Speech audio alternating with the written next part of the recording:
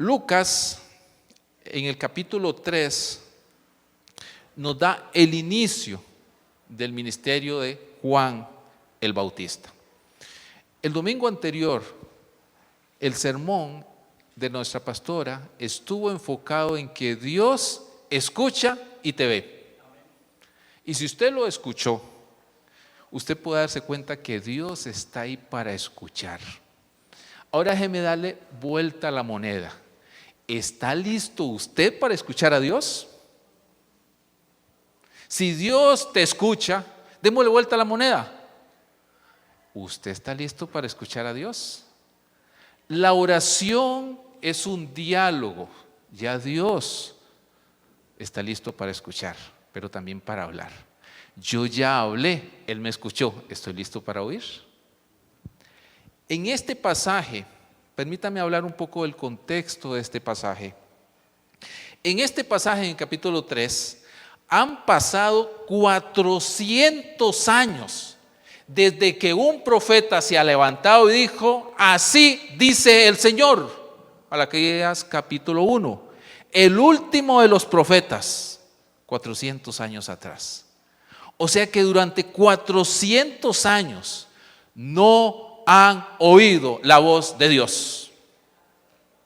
Es el primer siglo. Es el momento donde este pueblo está esperando la manifestación de Dios, está esperando que Dios hable.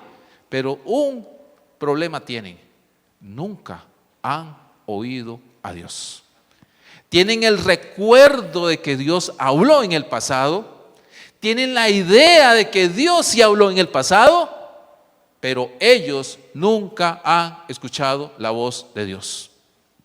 Acuden a sus liturgias en el Shabbat, acuden a sus ceremonias de Pascuas, de tabernáculo y otras, van al templo, pero no vienen con una idea clara de lo que Dios les ha dicho algo. ¿Cómo se puede vivir sin oír a Dios?, me pregunto yo. Y la otra pregunta que me hago es: ¿estoy listo para oír a Dios? ¿Me he preparado para oír a Dios? O permítame volverle la pregunta a usted: ¿has escuchado a Dios esta semana? Vamos a explorar en este pasaje los momentos para cuando esta palabra de Dios vino, el lugar, el contenido de esta palabra. ¿Qué fue lo que se dijo? ¿A quién se le dijo? ¿Y cuándo se le dijo? Y también dónde se le dijo. Vamos a escuchar un poco qué fue ese momento después de 400 años donde vino la palabra de Dios. Hoy no nos da tiempo, esperamos en otro momento ver la reacción de la gente ante la venida de la palabra de Dios. Hoy solo vamos a ver ese contexto del momento preciso cuando vino esa palabra de Dios, y a partir de ahí poder entender cómo prepararnos para la palabra de Dios hoy. ¿Por qué?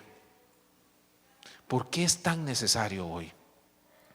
Porque cuando usted nunca ha escuchado a Dios, cualquier cosa extraña, hasta sobrenatural, usted puede decir que es Dios, y no necesariamente es. Hoy vivimos en una época donde muchos dicen que Dios les ha hablado, pero pocos realmente se han preparado para oírlo. Hoy vivimos en una época donde nos están ofreciendo el cielo y la tierra. Y esto no es un anuncio publicitario, pero el 1 de febrero, ese es el asunto.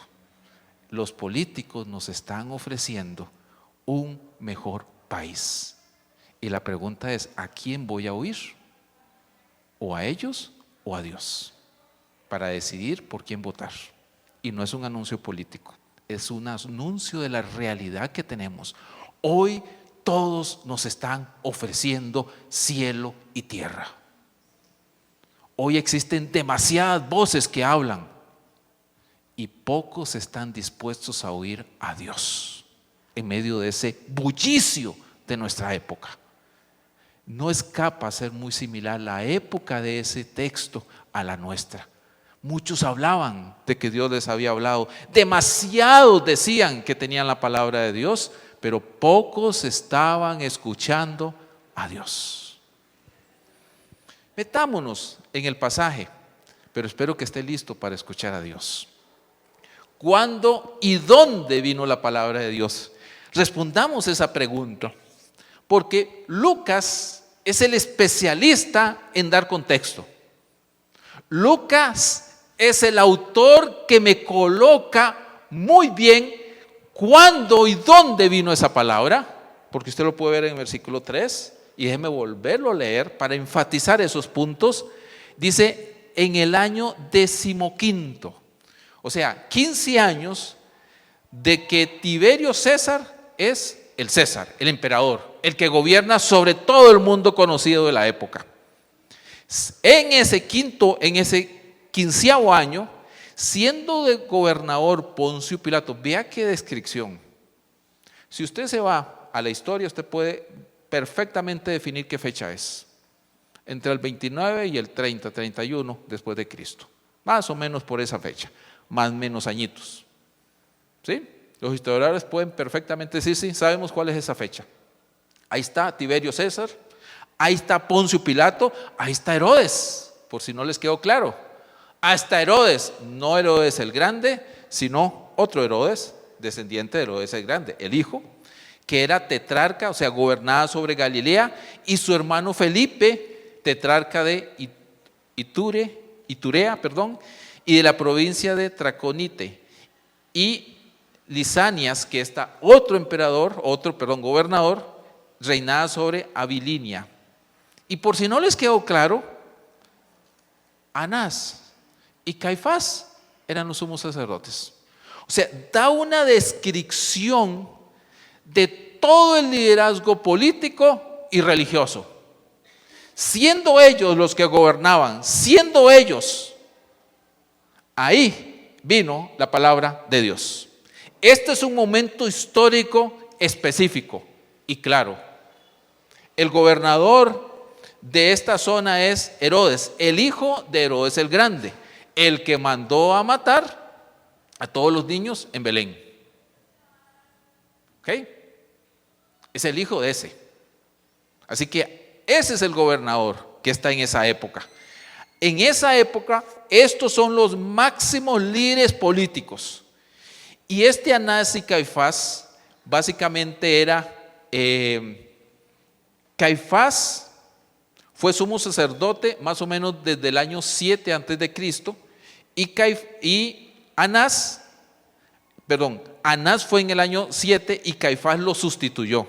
Y para hacerlo más interesante, Caifás se casó con la hija de Anás, o sea, era el suegro. Ahí está, el suegro y el yerno. Eran los máximos líderes gobernantes de lo político y religioso para el pueblo de Israel. ¿Qué significa eso? Que ellos tenían el poder religioso.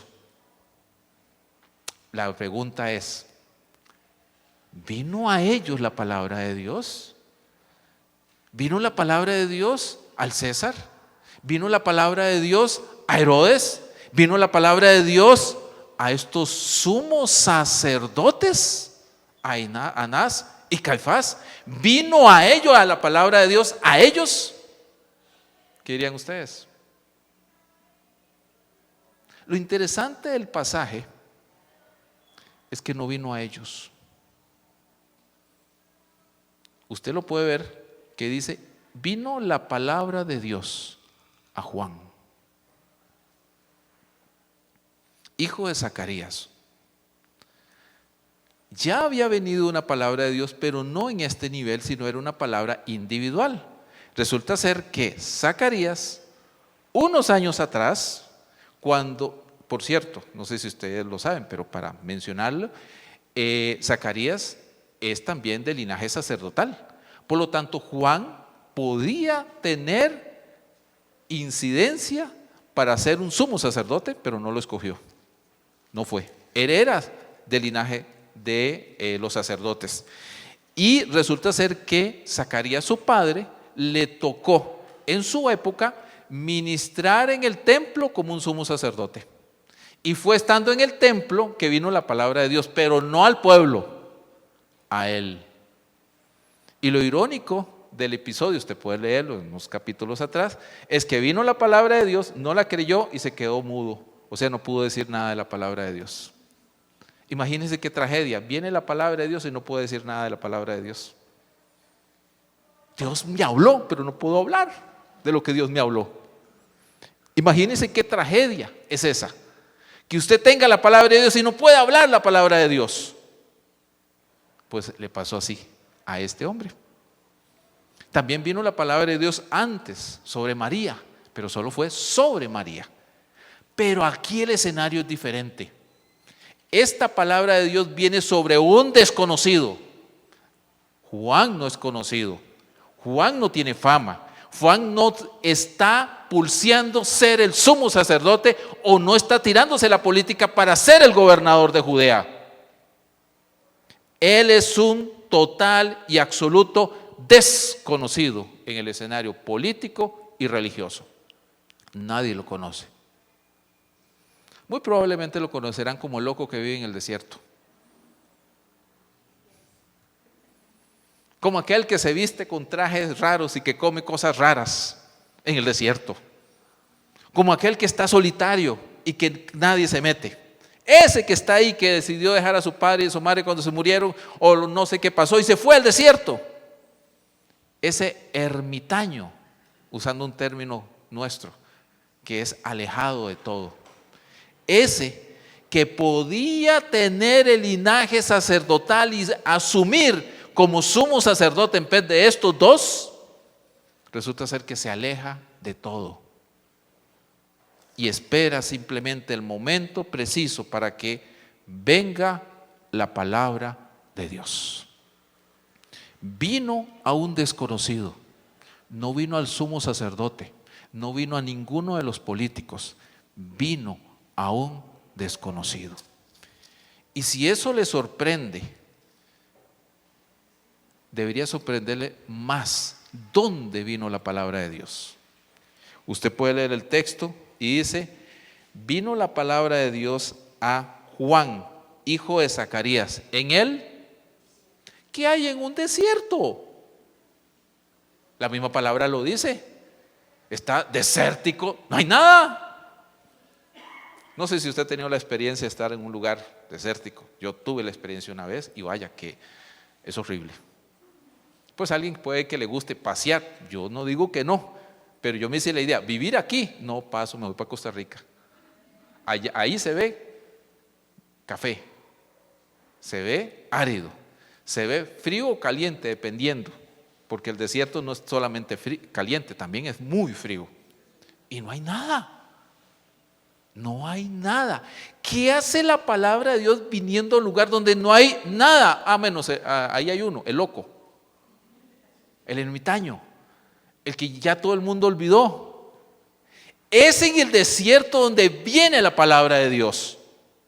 Y eso a mí me sorprende y me encanta a la vez, porque el desierto, en términos del contexto de la Biblia, es el lugar preferido de Dios para hablar.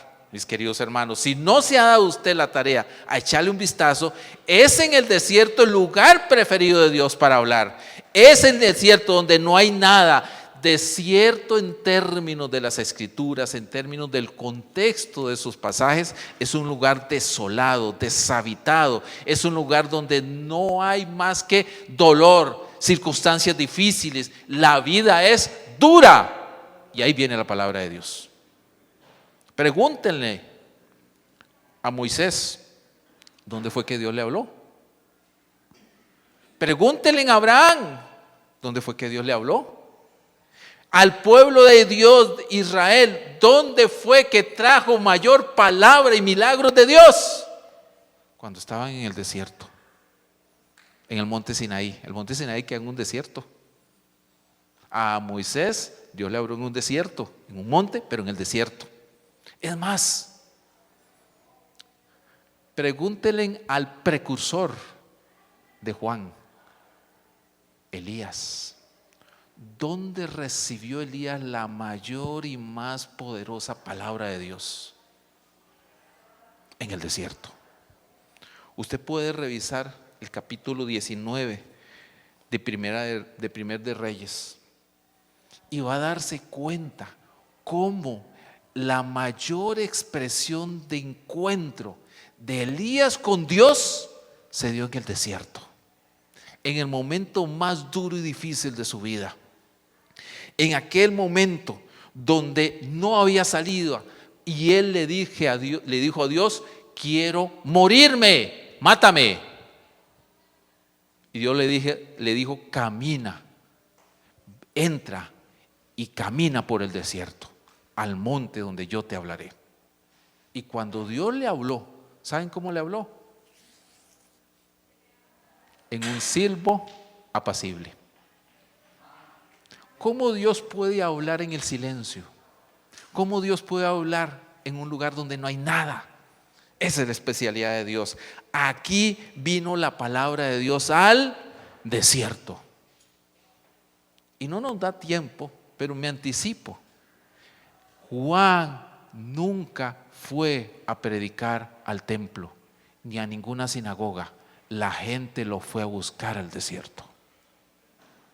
Y él convirtió el desierto en su templo y su púlpito para hablar la palabra de Dios. Ahí Dios le habló. Ahí Dios trajo una palabra después de 400 años de silencio. 400 años donde no había palabra de Dios. Mis queridos hermanos, ¿usted está preparado para escuchar la palabra de Dios? De plano, ya usted sabe, Dios habla en el desierto. Usted no puede decir: es que tengo una situación difícil, Dios aquí no me va a hablar. No, todo lo contrario, ahí te va a hablar.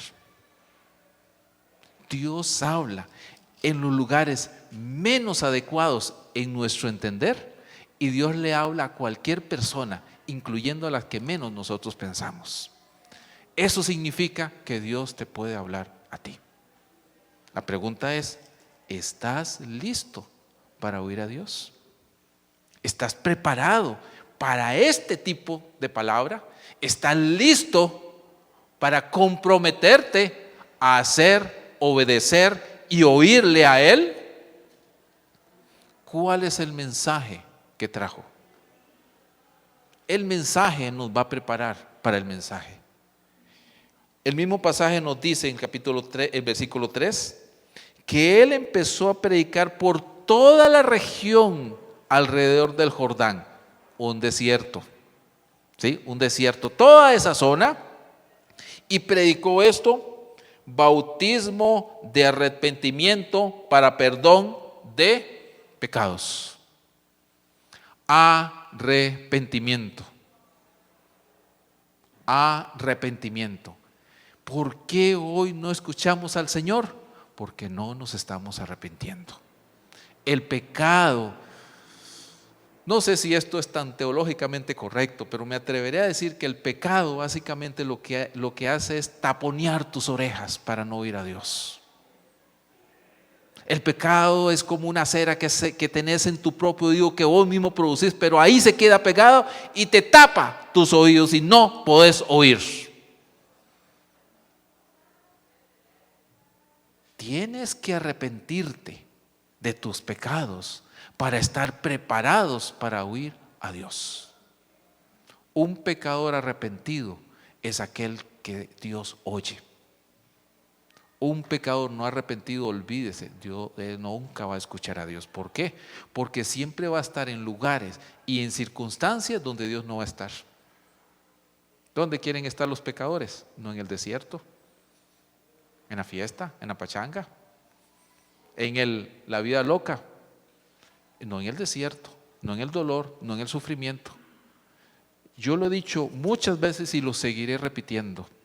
No existe ningún pecador que se haya arrepentido en una fiesta, en lo mejor de su vida, en el gozo, en la fama, en el éxito. Dice: me está yendo tan bien que lo único que me hace falta es arrepentirme e irme a buscar a Dios. Yo no conozco algo así, conozco lo contrario, experiencia propia. Vivir el dolor, el sufrimiento, la tragedia, estar a punto de decir mi vida no vale nada, creo que es mejor morirme. Yo he experimentado eso y es ahí donde vino la palabra de Dios. En el dolor y decir, Dios, si tú existes, haz algo porque yo ya no sé qué hacer. ¿Quiénes dicen amén? Eso me pasó a mí. Es ahí en el desierto donde Dios habla. Es ahí donde un pecador dice, no tengo nada que hacer en esta vida si Dios no habla a mi corazón. Él es el único que puede llenar suficiente, total y absolutamente mi vida. Lo demás, no. Es ahí donde Dios habla. En ese momento de arrepentimiento. Porque Dios es el único que puede perdonar pecados. Ese es el mensaje de este hombre. Ese es el mensaje de este ermitaño, de este desconocido, de este que ha oído la palabra de Dios. Toda su vida fue preparado para oír la palabra de Dios. Mis queridos hermanos, creo yo, voy a hablar a título personal. Yo muchas veces no oigo a Dios porque no me he arrepentido de mis pecados. Y cuando he entrado en razón, porque he andado como una bestia, como dice el salmista, pensando que le va mejor al pecador, que le va mejor a aquel que no busca a Dios que a mí que busco a Dios. Pero cuando entro en razón digo, qué bruto que fui. Soy como una bestia. El Salmo 73, gracias por recordarme. Salmo 73, léalo, no estoy diciendo tontería, lo dice el Salmo. Si no lo ha leído, léalo. Y se va a dar cuenta que eso que usted ha pensado, porque usted lo ha pensado, sea honesto, sea honesta. Ha visto a aquel y dice, pero aquel no busca a Dios, qué bien le va. Y yo pulseándola aquí con Dios y caramba, apenas doy. Dígame quién no ha pensado eso de otros. ¿Verdad que sí? Ojo, el pasaje lo dice, hasta que entré a tu templo, descripción de ver tu presencia y oírte. Entendí que la vida no solo es este tiempo, la vida es más grande. Cuando vi desde la eternidad y desde tu realidad, entendí que esto no es nada comparado con oírte a ti. Estoy parafraseando todo el Salmo. Arrepentimiento sufrió el salmista. Eso es lo que necesitamos hoy. Hoy, para poder ver una nación diferente, se necesita arrepentimiento de los pecados. Para ver una iglesia que cambie la sociedad, necesitamos arrepentirnos. Para ver una familia que crece en el Señor, necesitamos arrepentirnos. Para que tu vida se conecte con Dios, necesitas arrepentirte. Si no hay arrepentimiento en tu vida diario, porque usted me dice, sí, yo ya me arrepentí de mis pecados y acepté al Señor, aleluya, ese fue el primer paso. ¿Y el siguiente? Si eres un pecador arrepentido, tendrás que arrepentirte de tus pecados hasta el día final de tu vida. ¿Por qué? Porque sigues siendo un pecador. Eso es la santificación. La santificación es el proceso de vida donde me arrepiento de mis pecados para amar a Dios. Es un proceso de vida. Los antiguos puritanos tenían una costumbre muy curiosa. Los puritanos eran los cristianos en una época de la historia que llegaron a América del Norte, y estuvieron en Inglaterra en el siglo XVI y XVII. Ellos tenían una costumbre de oraciones nocturnas, donde una de las cosas que ellos oraban es: oro arrepintiéndome de los pecados que he cometido, y estos son, pero me arrepiento de mis pecados no conocidos. Señor, aclárarnos, dirígeme a entenderlos. Ellos entendían que durante el día han pecado, que durante el día había situaciones que los apartaba de Dios consciente o inconscientemente. Sus oraciones en las noches eran: Dios, me arrepiento de mis pecados hoy. Y usted dice, ¿por qué? Porque ellos sabían que la vida y la muerte estaba en las manos del Señor. Usted entra a dormir y usted no sabe si va a despertar. Por lo tanto, ellos entregaban sus vidas en la noche a las manos de Dios, por lo tanto se arrepentían. Y cuando oraban en la mañana, ¿saben cómo oraban? Dando gracias por la oportunidad de vivir para la gloria de Dios un día más. Requerimos tener esa conciencia de arrepentimiento en nuestras vidas. Ese es el mensaje, no fue, es el mensaje del Evangelio. Ese es el momento en que Juan prepara el camino para la venida del Señor. Ese fue ese inicio, un inicio en un lugar inadecuado, el desierto, para una persona desconocida. Juan con un mensaje específico: arrepentimiento, de perdón de pecados. Voy a cerrar acá. Las repercusiones de este mensaje por este predicador desconocido quedarán para otro momento, pero sí es muy importante, mis queridos hermanos, saber que si usted quiere escuchar a Dios, tiene que arrepentirse y Dios va a hablar. Me gustaría cerrar enfatizando la profunda necesidad que tenemos hoy de orar. Por lo tanto, el próximo viernes usted debería conectarse a la oración. ¿Por qué? Porque es algo vital. No porque yo se lo esté diciendo, es porque usted lo necesita. Esa es una oración comunitaria. Juntos oramos. Por eso es que usted debe leer las Escrituras, porque de ahí sale la profunda necesidad de hablar y oír a Dios. Sin esas dos cosas, yo podría cuestionar si usted es cristiano. ¿Por qué razón? Porque si yo no oro y no leo la Biblia, pregunto entonces qué tipo de cristiano eres. Perdón por ser tan rajatabla, pero mis queridos hermanos, no puedo evitar otra cosa. Lo que Juan predicó más o menos va por esa línea, pero eso lo dejamos para otro momento. Mi punto ahorita es la oración. La profunda necesidad de oración. ¿Cómo me preparo para orar? Arrepintiéndome. Y si no hay eso en mi corazón, me va a costar escuchar a Dios. Ahora usted dice, yo me arrepiento pero no escucho a Dios. Insista. Insista.